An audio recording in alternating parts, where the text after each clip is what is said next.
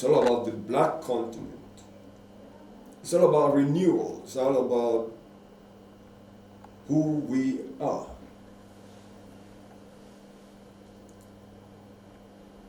One of the most revered Africans I love so much, in his poem, I Am an African, extolled the virtues of Africanness. He spoke a lot about what it means not only to be an African, but to be black. I'm talking about the former president of South Africa, Thabo Mbeki. When you look around, from country to country in Africa, and you see what the African child goes through on a daily basis, at times it makes the heart bleed. And that's why this morning we're asking the questions surrounding colonialism and what it left behind, if it ever went away to start with. But my prof here has made me understand that it never went away. It only changes color. It only changes track and tactics. Let us continue to ruin our lives. Prof, we are about to talk about the impact of the regenerated plot that colonialism comes with. On our youth, I can talk about many angles, culturally, politically, and otherwise. Yes, I would like us to take them one after the other. Right. First and foremost, from slavery to now, it's about 500 to 600 years of domination. But they were not just dominating, they were building a structure. You have to understand, a system. That system is entrenched in terms of culture, the values it gives you, right? In terms of military, in terms of every facet of life you can think of. So it's only the beginning. I dare say that right now, the youth and the future generations are in serious trouble. They might think otherwise. I can give you examples culturally. For instance, our African cultures that were our virgin African cultures, they were dislocated. And some of it's there, we do practice it, we know culture is dynamics, but there's certain cultures within Africans that are intrinsic, especially moral cultures. They've begun to water down the African mindset, whereby we've become too liberal. I dare say, what is civilization if we do not uphold to rules and regulations and strictures of your culture? If I go to your culture in Nigeria, there's certain, within your culture, there's certain values you uphold. Those values are what make you. Not someone coming from New York, not someone coming from Japan and telling us what human rights are. We know our human rights. You know your human rights. We do not need someone to preach to us from the White House or to preach from us from Paris what human rights are. But we are agreed that there shall be unity in diversity. Now, they want to force on the African child culturally, that's what they are doing. Certain things that they say these are human value cultures. When some of you have time, there's one of the greatest leaders of Africa, with all his mistakes, he spoke about that human right, and he says we have our human rights. That was Robert Mugabe when he spoke at the United Nations. I want to challenge everybody, whether you're going to agree on him, go and listen exactly what he says. He said we are for the United Nations, but within the United Nations, we agree there's Muslims, there's this group, there's that group, there's that group. But some people are trying to use that and bring certain strange values that are not the norms of Africa. Those norms are not us. And that leader spoke very forthrightly, very openly. So our youth have been captivated. Now, I'm not saying all is wrong. I've met very commendable youth, very powerful youth and all that. But at the same time, day and night, they work to win their hearts and minds. What are they doing in essence without going about the bush? They are corrupting our youth. Look at teenage pregnancy. in African culture, this thing was never there, right? Things, our youth are being depressed. If you look at most of African languages, I dare say from Cameroon to Egypt to Nigeria to where, unless you correct me, Rabban, right now, we don't know things like you have a depression, you know I'm suffering from depression. Our societal systems and culture, we dealt with all those things, and those things are not in our language. And that's why we were very vibrant, and we're still alive right up to today. Right? Yes. Number two, the drinking culture that is now there, between young boys and young girls, teenage pregnancy, taking of drugs, drug trafficking amongst the youth, it's very, very prevalent in the townships here in South Africa, everywhere. This was not part of it. Now, they know gradually, they eat you gradually. If they eat your youth and they liberalize their thinking, you see, when you become a radical Pan-Africanist with our African cultures and all that, it doesn't mean everything you do is right. But for God's sake, stand for something. Stand for who you are.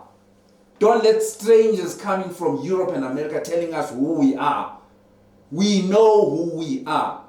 Whether they love us or not, that doesn't matter. We know who we are. We know who we are. And we must keep on telling the world proudly who we are. They can talk human rights. They talk human rights at the same time they bomb. They talk human rights and they are supplying arms. They talk human rights and they are the biggest traffickers of drugs globally. There is no way drugs can be a multi-billion-dollar business and you tell me people in power don't know about it. There is no way pornography can be a multi-billion-dollar business and you tell me these big people are not interested. I mean, you drive around Joburg here, you can see this woman is from Israel, that one is from, when you talk to them, this one is from there and there. This one is Filipino. What are they doing? Prostitution. They do not have papers. But nobody talks about it. They are here. Who brings them here? It's criminal groups. The cartel. They take them from Africa. They kidnap them from Africa. They end up in Japan. They take them from US, from Spain. They bring them. Do you understand? This is big business. How can it become big business when our parliamentarians don't know about it? They know about it. It's global business. When our intelligence communities, you think they don't know about it? It's only until when your daughter disappears, you will get worried. These things are happening every day. So, the African child, for me, spiritually stands a chance. But the African child is in trouble, not only in Africa, but globally. Because some of our leaders have been seriously compromised. I said one day we must talk about intelligence. These things we must talk about them. We mustn't say, oh no, we mustn't talk. We must talk about them and how people get compromised. When somebody who's really willing and was a comrade and all that, all of a sudden you see someone being watered down. Because intelligence is about collecting information and using information against you. Do you understand what I mean? That's why you see some of our leaders now, they can't even talk. They are mum. They can't open their mouth. They are mum. So our youth, they're in a very precarious state. You hear our youth saying, I don't care about politics. How can you not care about politics? Politics is another name for life. Your life. Your life. The slavery goes on. You cannot say you don't care. You must care. And it doesn't mean in caring and in fighting everything will be right. But you must be fighting at all times. At all times. Because these people don't sleep, They do not sleep. Right now, we are in a low-intensity Third World War. You see it happening in a white country, in Ukraine. You think there's something special about Nigeria. I know for a fact, personally, they want to split Nigeria. They tried with the Biafra War, and they still want to split Nigeria. They're trying to split Ethiopia, because that's where the African Union is. And Ethiopia was an African country, having won at the Battle of Ada. They were never colonized. Ethiopia was a powerhouse. Yes. So even psychologically, that's why all the African Union member states are there. They want to split Ethiopia to kill the African child's confidence that it can be done. Because with what we've done and with what we're doing, we are doing something very commendable. Because according to them, the constitution and the law they put, as long as you are African, you are non-white, you are not a human being. You are just there, a piece of property to be abused. If you know the true history of slavery and what they did to black people and those who were not willing to go with the system, they used to break them. They used to have a system called buckling, breaking the buck. If I should ask, because I looked at it from the beginning to where we are today, and I came to realize that there are so many aspects, there are so many faces of colonialism that the African child is really battling with, particularly the mental part of colonialism. This thinking that you are never complete, this thinking that you are always subservient to whichever authority, this thinking that you always play second fiddle to the next color. How do we start re-engineering our mindset, especially what we tell our children today, to make them to begin to truly see themselves as equal to anybody? You know, to me, it's a very, very subject of grave concern. It's not a one-point arrival point. It's a way of life, what you do, and there are many things. And some of those answers will not just come from all of us here. They will also come from them. You see, when you have a problem in life, whatever it is, whether you want to study at school, you want to become the greatest boxer or whatever, you start to engage, and that thing must become a way of life, right? So there are many things we can talk the whole day, the whole 10 years, what you must do, but part of that thing, like Bob Marley says in his song, none but yourself can free your mind. And you free your mind through action. But the good thing is, sometimes you see when someone becomes assimilated and he becomes a respectable black Frenchman, he becomes a respectable black Englishman, or black or whatever, because that's what they do. They disengaging you from your blackness, from your when they do that. Mental ostracism. Yes. Sometimes I once read an article in Paris. A group of black women, they stayed there in Paris. They went to a restaurant in Paris, one of these high class, and they were refused. And they were allowing everybody else. And they said, no, you're not properly dressed. They said, you see? And they said, what do you mean? We're not properly, we are here, we are French, we are this, we are this, and we are properly dressed and all that. Do you see the first point now? Mm-hmm.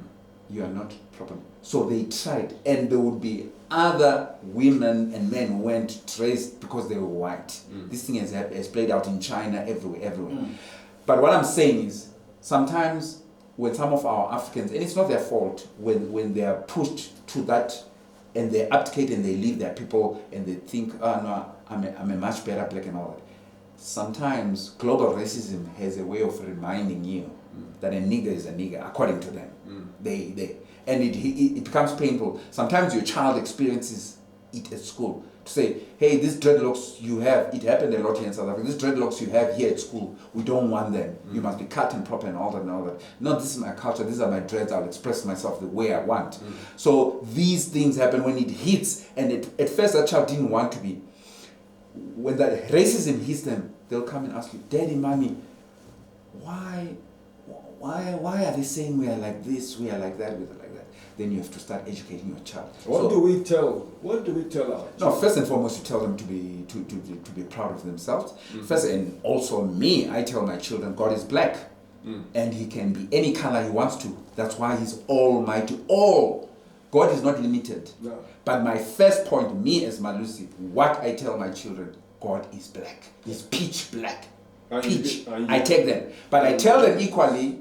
But I equally tell them, because He is almighty, He can be any color. He can be blue, He can be green, He can be brown, He can be pink, He can be... So I break it that way, right? So I tell them. So God saw Himself in me as Malusi, and He saw Himself in me and in you as black.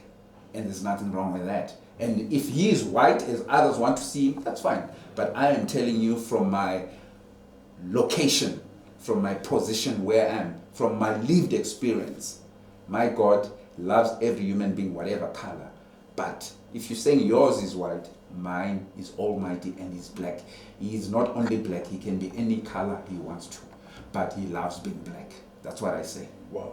Yeah. Robert, Sir. do you think that we will ever, as humans, live together in harmony, respect, and genuine understanding of each other? Blacks and white. Every race, every color. Do you think that it's possible that you wake up one morning and there's a world that recognizes one another positively?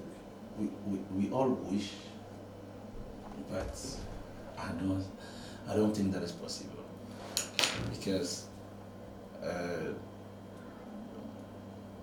black people are not respected enough. I want to correct my son, brother. We don't all wish. The people like King Leopold, Queen Elizabeth, and all those people who We black wish. Oh, okay. They don't wish. They don't wish. Okay. So I was, just because you said all, not Because they don't wish. if you check, it's like black skin or brown skin is a problem all over the world. You go to India, those dark Indians are the most marginalized in India. Yeah. You go to China, the dark Chinese, black.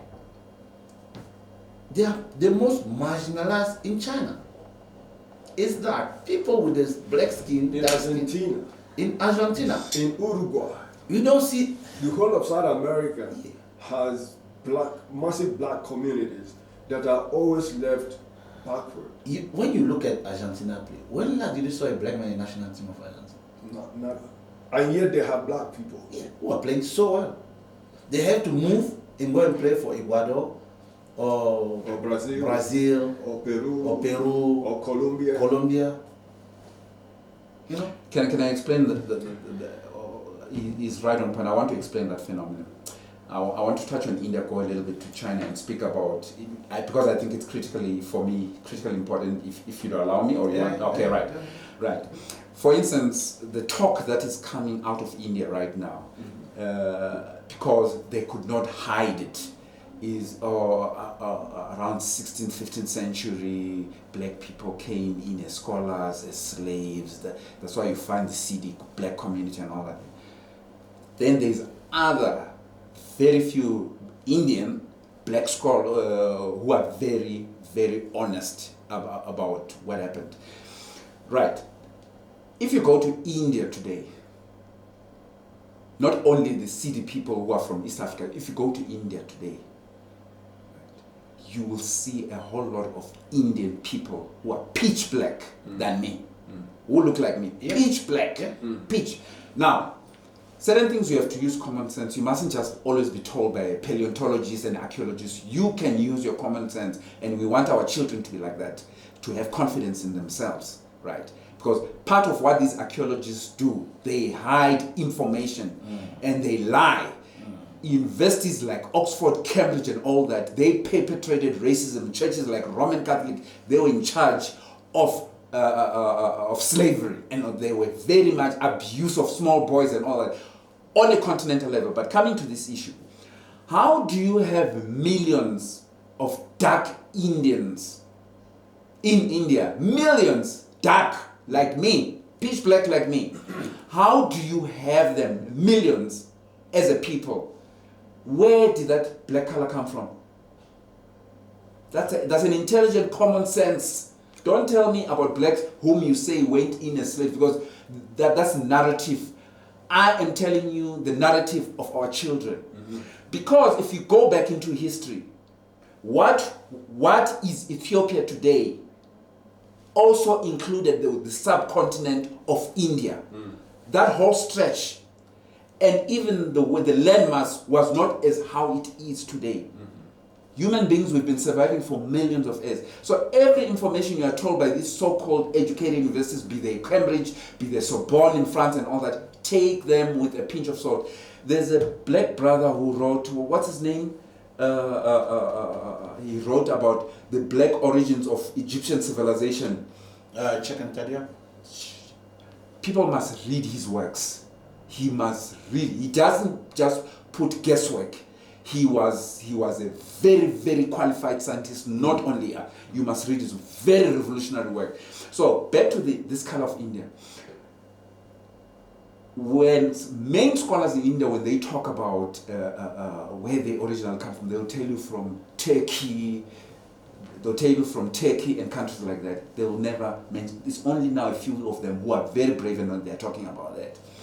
The original so-called Indians, the original, what we call the indigenous people of Australia, of New Zealand, of our forefathers. Their origins. Yes, their origins. Before the Turkeys and everybody moved into India and all that, they were very dark-skinned people, our forefathers.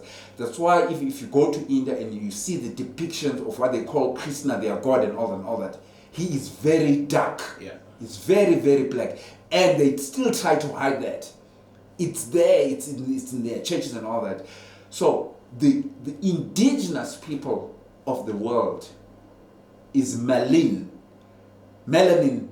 people, black people, all over wherever you can go. Like I told you, it's a subject we must talk about.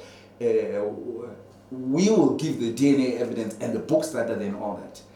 There is no way you can breathe the same air if we are not from the same source. Because without air, you do not have life. Yes. I will repeat again. And young people who are studying biology and all that, they will even deliver it better than me. I'm just giving a signpost how to go. I will repeat. This lie they've been spreading that they are superior race, they are white, they are different from us, they are not. White people and black people and Indians, we are from the same mother, same father. That's why we breathe the same air. That same air evolves our whole biological system. That's why if I am to get an Indian lady and a Chinese lady, we will have a child. Simply because our template of the DNA system comes from the same. This whole thing they created, it's an illusion. That's why they have to maintain it by killing, by lying. And these are the lies our people have to deal with. Same thing in China. Same thing in South Korea, right? The Chinese know you must invite them one day, their embassies, and invite their scholars. The Chinese know that their forefathers actually, actually Chinese is what I would call what we use in South Africa, what they call mixed breed or colored. There is nothing like colored. Even if I trace you, Mr. Chuma, if I trace your lineage 500 years back, 10,000 years back, 10 million years back, a billion years man, not all people in your lineage, I can tell you that, are as black as you are, as me and you. Yes, sir. Not you. Even my son here, who's light-skinned and brown here, right? He will tell you, no, this is truth, son. You are our future leaders. You are future leaders. You're like Bob Marley, right? Bob Marley's mother was very black, and his father was white. Same with you. Maybe you can tell us. I know what's in your family because I also have kids who look like you. So, do you understand what I'm saying? Yeah. There is nothing like a pure race. It's the greatest lie they've ever sold to the world. And your body is not who you are. Your non-material identity, your spirit is who you are. This is just a jacket. That is all. So, yes, Indians were spawned and were bred. I will repeat that. Indians were spawned and bred by black people. Italians were spawned and bred by white people. Norwegians were spawned and bred by black people. The indigenous, original human being of this planet is the black man, and everybody else is departed from blackness. Thank you. An offshoot of blackness. The African is the original. The Africa remains number one. The black man is the most original, most characteristic of humanity. But let me just say, sorry, Mr. Chuma, I believe at the end of the day, if your son doesn't love you, because love is never forced, just like a mother doesn't love the child, let's say she's not been raped, doesn't love the child in her stomach, what does she do? She aborts the child. Mm-hmm. Yeah. So if your son doesn't love you, or your uncle doesn't love you, or a certain relative doesn't love you, it's okay. The important thing is to love yourself.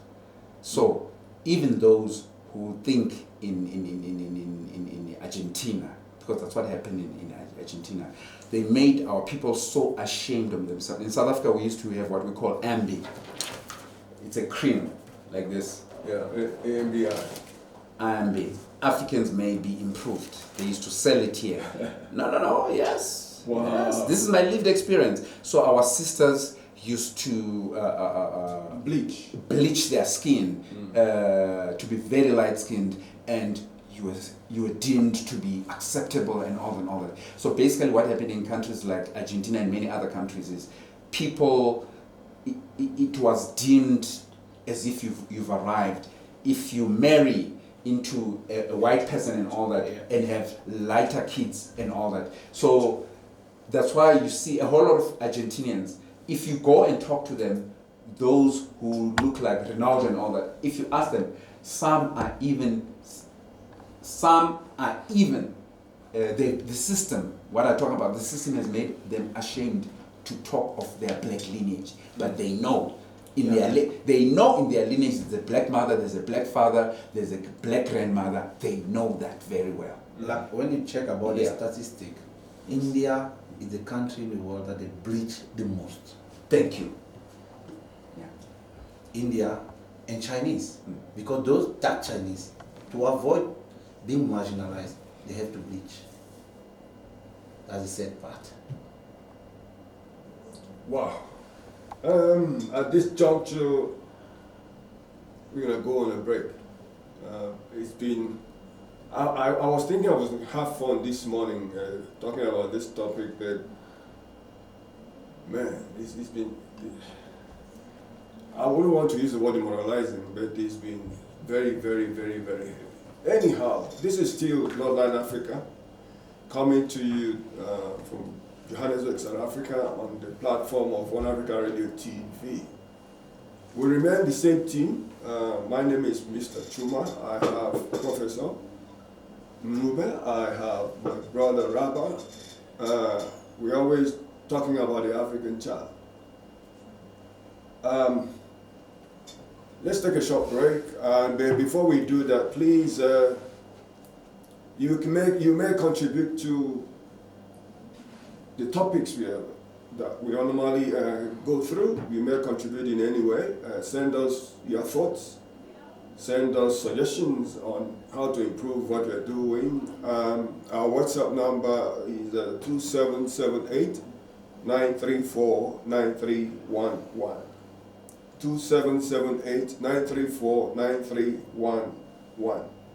For you that is listening to us, wherever you may be in the world, you're in the United States, you're in the Caribbean, you're in any part of Africa, wherever you may be, get in touch with us. We would like to hear your thoughts and suggestions. You can also write us as well on info@oneafricaradiotv.com. info@oneafricaradiotv.com.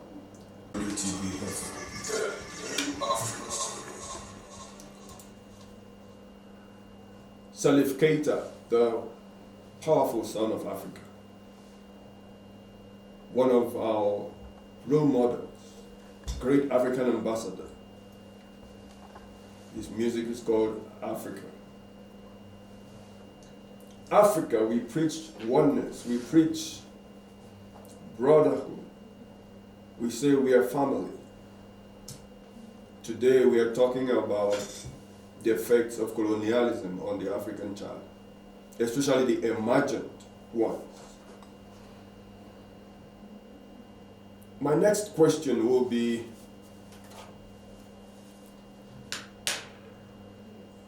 home. Home in the sense that the kind of leadership we have, the structure of leadership we have allowed this to happen eternally. Is there any way? Prof, do you think that time and evolution will ever correct this anomaly? I will tell you in Nguni in Zulu what our forefathers call this earth. They don't call it earth. It is a Nguni name. Emhlabeni. Yeah, they named it that.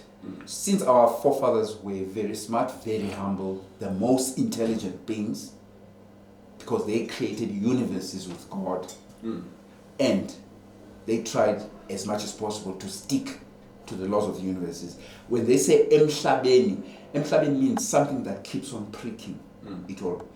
Part of the reason why we come here on earth is for a spiritual experience, to bolster, to make yourself powerful spiritually. To answer what he was saying and how he answered it, and to support him. You will never get a time where it will be forever peaceful in this time. It might be 1,000 peaceful, human relations good and all that, 200 years or whatever.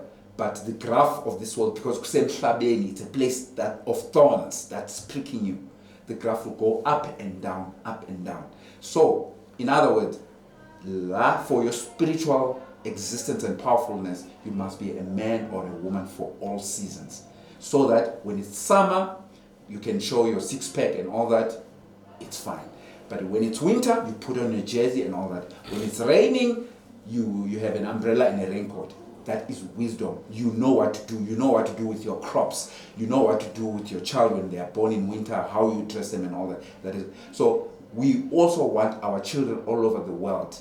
They mustn't buy this thing that you'll have here on planet Earth. We call it in Zulu, Emhlabeni, a place that pricks you forever, like here. You must expect the unexpected here. Expect the unexpected, even from your own brother. Your own brother can stab you in the back. Your own black brother, they can stab you in the back. Just like the biblical Joseph was sold by his brothers into slavery. Yes. So here, what we are taught, Tina, here as some must expect the unexpected. And life has no guarantees for anyone, whether you're right or wrong. You must always be prepared. When you train a soldier, you train him to be prepared for any eventuality. Any. If it's peaceful time, he acts peacefully. But if it's time to go to war, he goes to war. So our youth must know that. This thing of saying, I don't care about politics. Not all of them are saying that, I don't care about politics. I just want to live my life. I just want to get down and buy my, my design techies and all. It's not always going to be like that. We have a lot of youth who are, even in their youth, committing suicide, who are heavily into drugs, who are heavily into prostitution, youth, to be able just to put food on the table, youth, to be able to pay for their varsity fees, youth. So already they are in a state of trouble. So, Mr. Chuma, please, I would also like to repeat it and to repeat for everyone here. Our youth must be ready for any eventuality. And one of the eventuality that is coming is an eventuality of wars. It is coming. And it's still going to hit us, Africa, in a very hard way.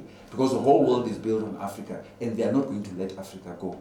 The last time I told you, AFRICOM, which is the United States, has over 50,000 troops placed across the length and breadth of Africa, strategically, because they've got the technology, they've got the right type of planes, F-16s and all that, the bombers and all that and all that. If pushed, let me ask you a hypothetical question. You, Mr. Chuma, I want you to answer it. If Hurricane Katrina was going to submerge, put the whole of America underwater, do you think they'll come and negotiate with us and say, please let us into your land, or do you think they'll take it by force? I believe they'll take it by force. Because they've got the weaponry and the technology, right? Because they have what it takes. Yeah, they have what it takes. Yes. That's why you must be prepared for any eventuality, and our youth must know that.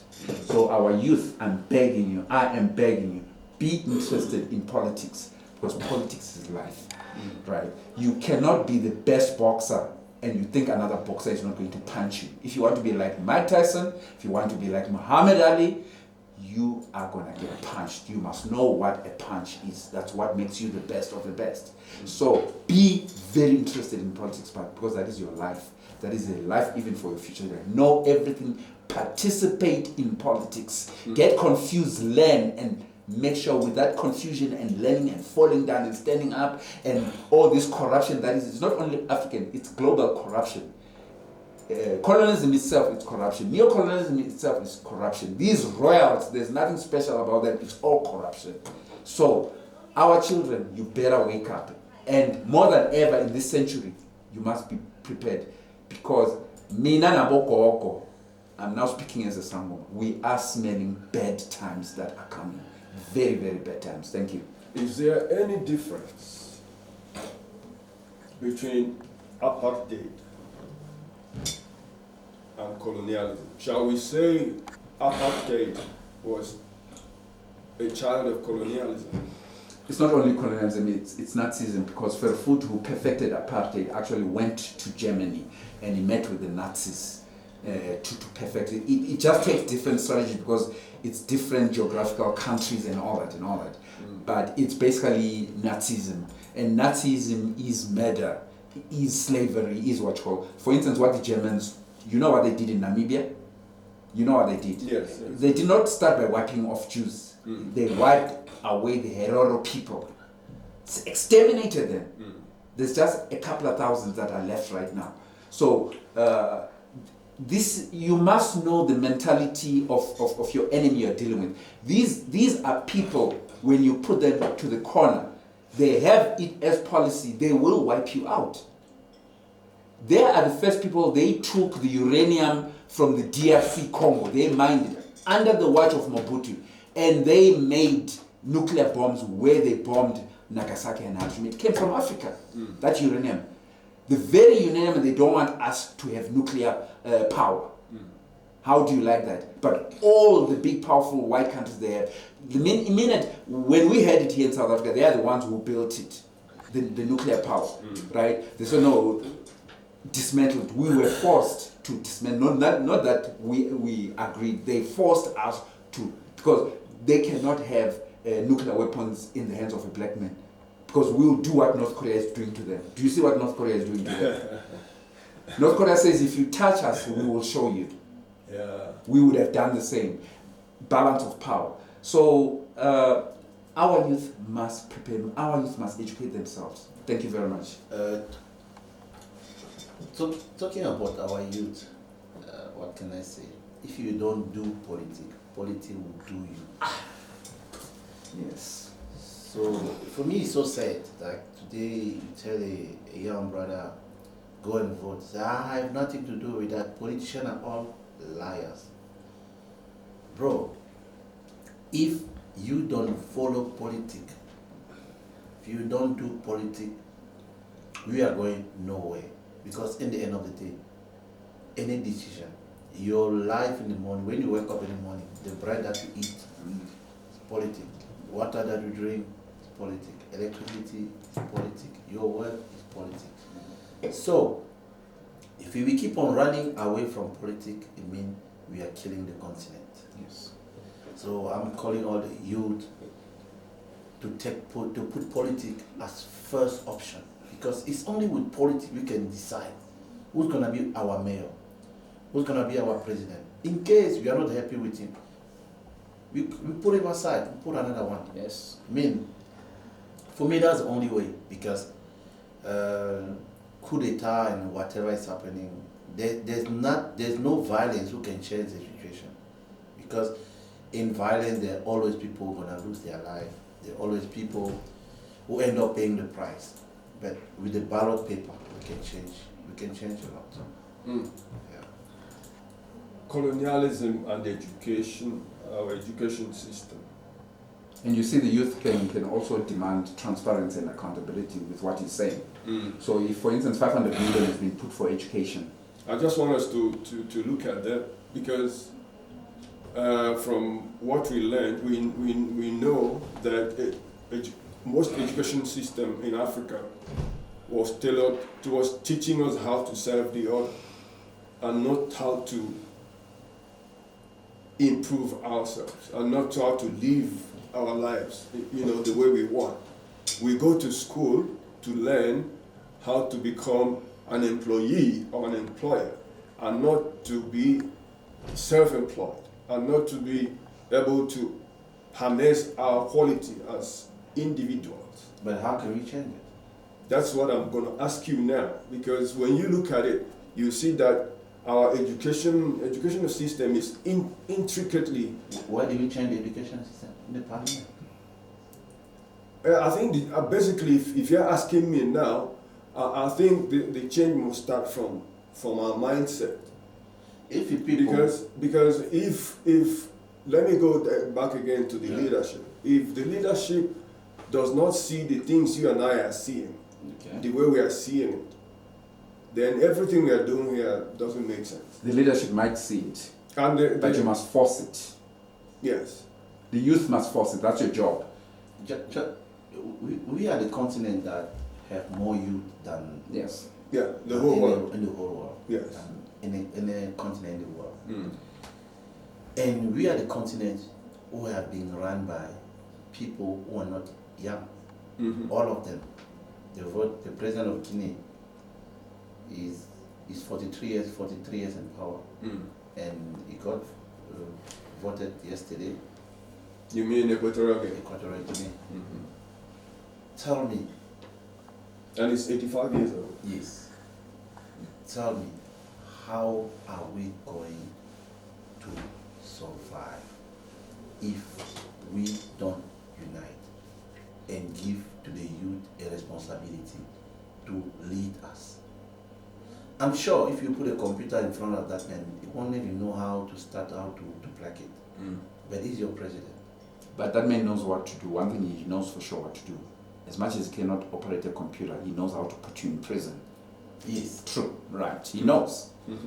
Yes. So the youth, again, you are being indicted here. And I would like to say to the youth, because when you've gone as far as matric, when you've gone as far as university, even just first year, second and third year, you see this word transparency and accountability. It's never given on. When let's say $1 billion has been put for your education, it must be kept transparent and open. You must demand that transparency and openness. Otherwise, they're not going to do it. Otherwise, you'll see these people driving nice cars, going on holidays and conferences that they are chowing this money. For instance, in South Africa, when we talk about load shedding and all that, I want to ask you, Mr Chuma, do you think our top leaders, they know what load shedding is? They feel its consequences? No, I don't think so. All right. Do you think every month they earn more than 100,000 rands a month? Possibly. Yes, right. Do you think they have car benefits, housing benefits and all that? Obviously. Right. So that same picture, it's across the whole world. The elite, they do not know the suffering of the youth. That's why I said that when you look at it, you will find out that colonialism is intrinsically embedded in our educational system. Yes, absolutely. So how do we begin to turn that around in aid of our children, to help our children that are coming up not to be as disadvantaged as we are and we were. At 18 years old, they are no more children. At any, if you go around East Africa, the Sahel region and all that, you have child soldiers as young as 12 years old. They are still being fed with the same education. No, but now they must take responsibility. You've got a whole, from Makerere University to across Africa, you've got a greater critical mass of youth now who are 18 years and above, who can organize and all that. But it's this disease that has come about of apathy. I don't care what he's talking about and all that. If governance is about responsibility and it's heavy, it's no child's play. You are no more a child from 18. So you organize and don't agonize. You organize and get into action as youth. So for instance, if you see your ministers and everybody taking home 100,000 rands a month and all that, come with counter ideas to them and say, no. If you could live in exile, fighting to liberate South Africa, fighting to liberate Zimbabwe, and you had no salary, no benefits like Oliver Tambo, why all of a sudden are you trying to get into our brain and tell us it's normal for you to take 100,000 rands a month. That is nonsense. Youth must be able to speak that and stand for it. But that comes with consequences. And I think at this moment, these youth who are 18, because these are young adults, they're still afraid, or they are peppered by this so-called life they think. But they are going to be awakened from that. I can assure you, it's coming. And like you were saying, talking about the education system, just imagine that from grade R, they tell you how good it is for you to decide for your life, how important it is to go and vote, and choose what you want. Yes. Understand? And the education system also is part of, like when I look at like South Africa, when I see a man that is well educated, got a good life, but you just ask him, what is the population of South Africa? He don't care. He doesn't know the population of the country where he lives in. He will ask you, what is it important to me? You will ask him, maybe where is you ask another one, give me 2 countries, neighboring country of South Africa. Most of them will just know Zimbabwe. Some of them even forget that Swaziland is inside South Africa. No, the education system have a big role to play. And if you really don't change it, and the only way to change it is to the youth to get involved in politics. Because at the end of the day, everything will be decided by a minister or in the parliament.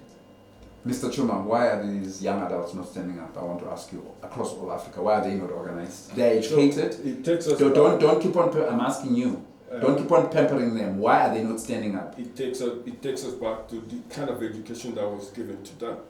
Because when the education is about maligning your line of thought, taking you away from who you are, from your originality, to something that you're not, you become something that you're not. But how can we change it? Exactly by what you're doing now. Making them to realize that Absolutely. that what you've been fed for years is really not to your advantage as a person. And for you to stand up and start asking questions. If I remember, here in South Africa, there was a story of a rebellion against Bantu education. Yes, there was. That's exactly what you're talking about, because they realized that what they wanted to feed them then was not who they are, and has no value upon them, and can never contribute to their lives in any way. Can I predict how it's going to happen? Okay, I would like to hear that. Yes, I'm going to predict it. I'll give you 2 examples where it already happened. And I'm going to tell you what's going to happen here in South Africa. I'm not talking academically or as a political scientist. I'm talking spiritually. It is going, and that's the only, because sometimes people sleep there in deep slumber. Talking will not even awaken them. Right? Have you followed the state what has happened to Syria? Yeah. Syria used to be as advanced just like Johannesburg, like South Africa, like this. Yeah. They've turned that whole country. It's now a ghetto. Yeah. With warlords and warlords and warlords. Because Russia and China will not allow what has happened to Libya for the West to repeat it in Syria.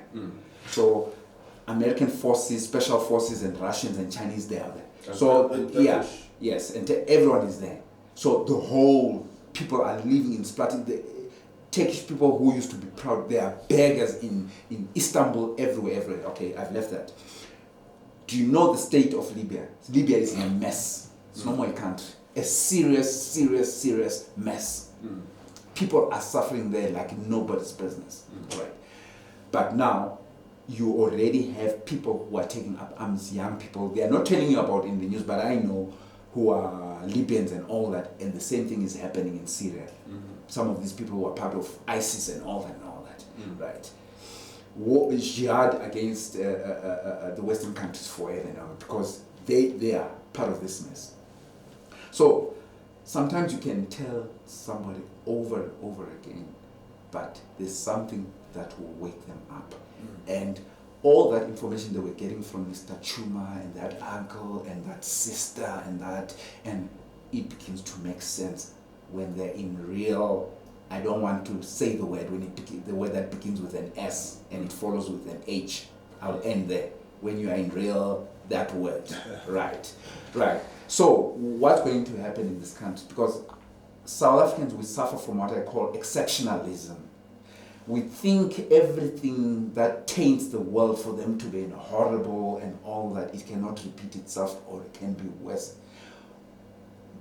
The negotiations of South Africa, we only postponed a situation and we did not structurally and fundamentally sort out the land issue and joblessness of black people and all that.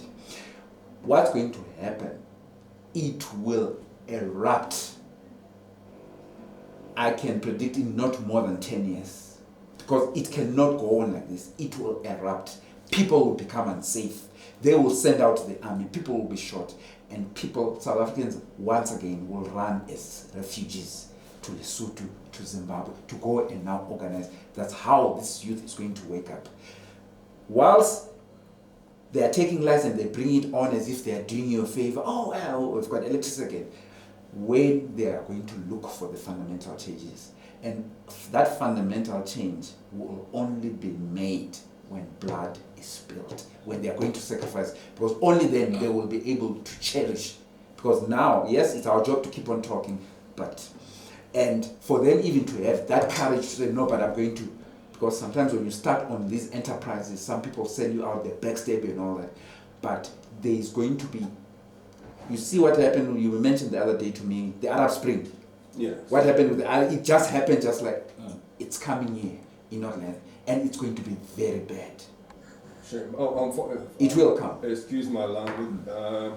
Unfortunately, here on this platform, we're only talking about the African child. We're talking continent. We're not going to any particular country. I'm not going to be defending South Africa, but what you've just said, Prof, is your opinion. It's my opinion, yes, absolutely. Okay, so we leave it at. No, it's my personal opinion. At that point. Yes, absolutely, it's my personal. It's your opinion. Let's go back again to colonial educational system. I know that Africa, and as an African child, that we are very, very, very, very artisan oriented. We are very, very crafty. We are very, very inventive in so many ways. Why is it that we abandon the practicals, the arts and craft that makes the African child and pursue the line of verbal and written education? Things that are written on a piece of paper that talks about Jack and Jill going up the hill and Humpty Dumpty sitting on the wall.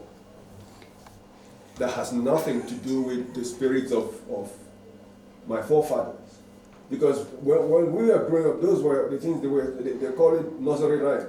Humpty Dumpty sit on the wall, Humpty Dumpty had a great fall, Jack and Jill went up the hill to fail. This is how we started and what we had growing up. And today we are still Humpty Dumpty. We are still Jack and Jilling. I didn't hear Melusi and Rabba. I heard Humpty Dumpty. How do we start changing the narratives? That's my point. What do we need to do? How does the educational system come in to start changing the narratives, to take away that specter of colonialism and bring back the essence of Africanism into our children? Because like you said, we keep talking, but how do we make them understand that we are tired of this forever gimmick they've been playing with us? That it's time for us to really embrace originality. There's a word who said, if you can't beat them, join them. Mm-hmm.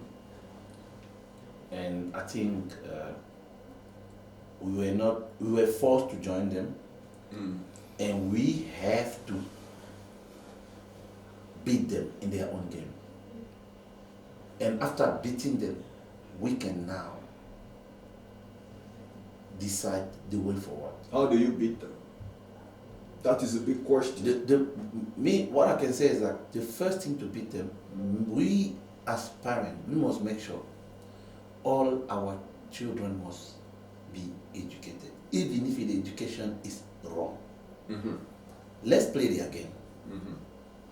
Let our children go to their big university and whatever. Mm-hmm.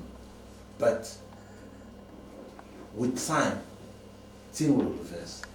Because you cannot decide to leave their education and tend to bound to education. We went deeper. We went deep for so long, for many years, over 50 to 70 years old in their education. They are still controlling the economic and everything in the world. But today, we can be proud that they force us in the system. We can see Black African representing this continent with proud. Like those one who work for NASA. You check maybe this new car that France is releasing, they say the whole system is a young black man who designed it. I mean, we cannot just cut them at the moment. We need to follow them in their system in such a way that we're going to be able to build our own cars. In such a way, we're going to be able to, what can I say? To go to the moon ourselves. That's the only way. In such a level, like in Dubai, they say the guy is on charge of building all those big houses. The guy who had the technology of taking the bricks left, right, from Cameroon. He was born where? In the village. He grew maybe, when he reached his life, he got to Douala when he was already 15. His sister took him to Paris. He went there, studied. Whatever he did, France did not acknowledge him. But he got employed by somebody, he went to Dubai. From Dubai, it was too big. The guy said, the boss of the company said, no, I'm taking you out of here, but I'm giving you money to become independent yourself. But now when you check, it's number one in the world. When you come about engineering, technology of building materials.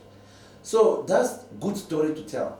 But now for me, the only way to change this, the only way to beat them is to make sure all our children must be educated. Even if the education is wrong, we need that wrong education for now. We have what we started years back with all the universities, and I'm sure you've heard about it, the decolonization of what you call. And Way is right where I want to support him. The whole system of slavery, the whole system of colonialism and linear colonialism, always remember, it's global. Right? It's not just African continent, it's not just American, it's global. Right? These Westerners, they are about global empire. That's why you see American troops are all over the world. They cover all the seas. You must follow their military science. You can actually Google and read about it. All the seas, Mediterranean, Aden Gulf, they are there. They've got the planes, they can launch. Already when they do simulations, they can launch wars anywhere else in the world. Them going there practically and them using their intercontinental ballistic missiles. Africa doesn't have that capability. Right? So the world is there. This is what I keep on saying. To support him, if you can't beat them, join them, and within. And what we are fighting for as Africans, our vision, it's a humanity's vision. Theirs, it's white superiority. Ours, it's humanity's vision. So within that, as their system cracks, like they are seeing now, it's cracking. It's cracking. We keep on doing what we're doing, and we keep on.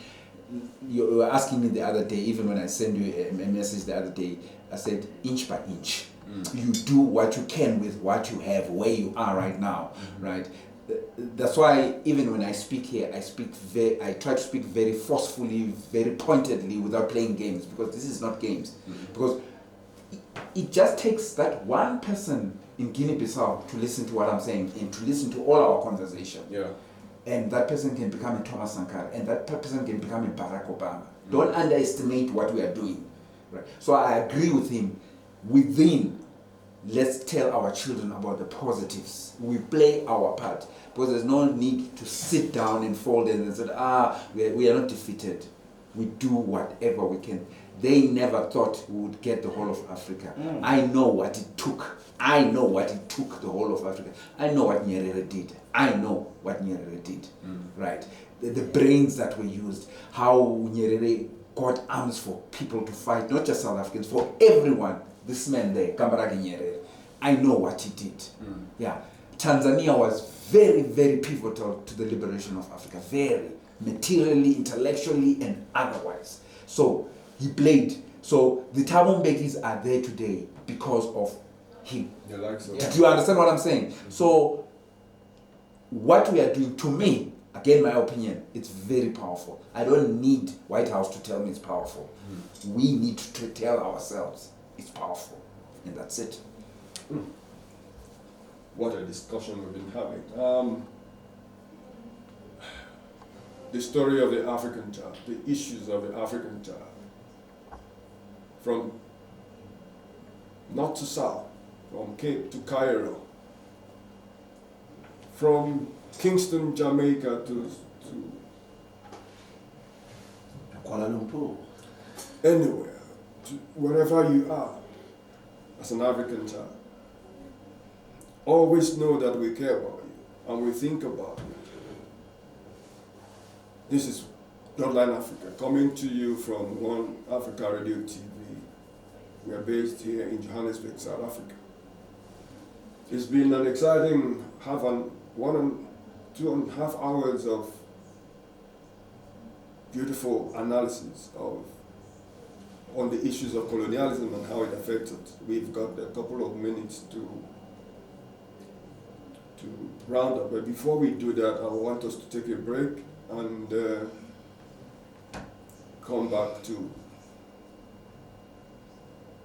round up. Welcome back to Bloodline Africa, coming to you from One Africa Radio TV here in Auckland Park, Johannesburg, South Africa. I remain yours truly, Chuma, Ika. So they call me Mr. C. Excuse me, sir, while we talk. I'm still with the prof, and we're talking about colonialism as it affects the African child, particularly the child of today. Prof, we've got less than 10 minutes to round up. And I want us to go back to the spiritual part of the African child. Because I know that as Africans, we are highly intensive spiritual beings. Colonialism has destroyed so much part of who we are, in terms of humanity. And it continues to do that. And my fear is, like you just said, what it's gonna do to my child or my children's children when we are no longer here, if there are no genuine attempts at realigning a whole lot of things. How do we begin to? Because that's why this education thing is very important to me. How do we begin to re-educate our minds? How do we begin to realign our thoughts away from what was fed in us, in order to be free to live our lives fully and extensively without thinking of any person as being superior or inferior or in any way? Well, it's not all doom and gloom for the global African revolution. It's not all doom and gloom. As much as we are planning, as much as they are planning and they're executing, we are also planning and executing. The other time we spoke of secret societies and all that. Believe you me, they are there in South Africa. I've stayed overseas in the States and all that. Of African people, they are there. So sometimes certain things, it's not good to come out in the open. about there are secret societies of African spirituality, who we are, how to survive, and all that. Some of these things you only know them when you're initiated into them and all that, and it's very, very secretive. Even if now you are one part of it, you'll only know a certain part. Mm-hmm. That's how advanced the African thing. You'll only know a certain part. Even if someone were to take you and torture you and say, tell us the other part, you won't know. Mm-hmm. So you will also go according to, it is there. Those secret systems, and water must be maintained and all that. And also some of the youth have also been infiltrated. There is a lot of spiritual warfare that is going on. There's a lot of African children who are very young, who are being prepared, both boys and girls. It is there, I know, it is happening. And you're seeing this melting pot that's coming in, because life is not only just an expression about the narrative of politicians. No. The fact that Mother Earth makes all of us breathe and all that, the fact that me and you are alive today, when at one point in time they wanted to exterminate us, not only once but many times, but we are there and we are growing to be the largest population. Some of these things did not happen, not just only those who went and fought and all that, but some of it happened because of the planning and the things that were to be followed by. And some of the leaders took part of that teaching, what they had to do, and apart from those African secret societies. So this is, as much as I can talk in a certain way, academically and in a secular manner, but I also know there's a great organization that is also going on from a spiritual sense in the Western countries all over, and also more specifically here in Africa, and it is anticipated how things are going to be happening. But one thing I can tell you for sure, it's going to be messy business. But we are spiritually prepared, very prepared. We know what is happening. We know what they're trying to tell, and we know the covenants these people have and all that, and we know what's going on, and we know what we are doing and all that. So yes, so we are on the game. We definitely are. But sometimes when you're fighting a very formidable enemy, you do not have to lay all your cards. That's why hence, Tina, we don't even call ourselves secret society. We call it imfihlo. The things that are hidden, they are there. So it's not that our ancestors never saw, because even when they're dying, they would say, my bones would reawaken, because we know how to bring them home and all that. So that is taking place. There are certain things that I would have told you, but right now I don't think it's the right time to talk about it. That is happening amongst the youth. And as much as there's a greater corruption happening, but there's something very spiritual that is happening to the youth in Africa. And even then, they don't know what is happening. But we know what is happening, and this thing, it is happening. So, yes, that's all I can tell you right now. That on a spiritual level, we are planning, we are getting the kids ready who are going to be the leaders and all that, so that they know who we are and what we're going to do and all that. They know. Because this thing is coming. It's definitely coming. Yes. If I understand you clearly, you're talking about things that are going to happen in the future. What about today? What about now? What about tomorrow? Actually, where do we begin? Because we have begun. I've spoken to you about decolonization. We have begun. But like Rabba said, the youth said, sometimes to beat them, you must join them. Let me go. I was listening to an interview granted the British journalist, right? Yeah. By Paul Kagame. Right. Yeah. His Excellency Paul Kagame of right. Rwanda. Yeah. And in the interview, the lady was not even talking about the British. Let me use a very famous journalist that many knows, Richard Quest, right? Yeah. of CNN. Yeah. Right. Yeah. And Richard Quest was asking him why he's still in power. Right. After all these years, right. He's one of the longest-serving African heads of state, and right. even when his people seemingly does not seem to appreciate this system or structure he's put in place. Right. Yeah. And now he said to him, who gave you or what gave you the right to determine what my people think Right. and how our democracy should be run? Right. Why don't you go home and preach whatever you came here to preach to me? Mm. I guess where I'm going is, where would we find leaders of similar thought line, that will begin to think inward and not only about themselves, but about the people, especially the people that they lead?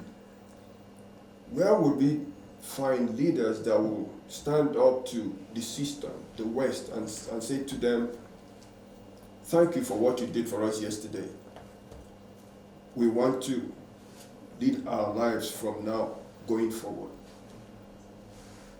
If we're able to get such leaders, don't you think that may be the beginning of the realignment of what we are talking about? But such leaders have been there. It's just that we're fighting a very complex, very diabolical, very evil enemy who's been there, who's been around for a very, very, very long time. These leaders are there, and I'm sure you heard me speak very forcefully about one of them, Kambarage Nyerere, right? Nyerere is of the 21st century. We're not speaking 500 or 600 years ago. You just have to realize what Kambarage Nyerere did, what he did. He is no longer around today. But even though his doctrines and principles they remain. He left an organic system that keeps on breeding new leaders.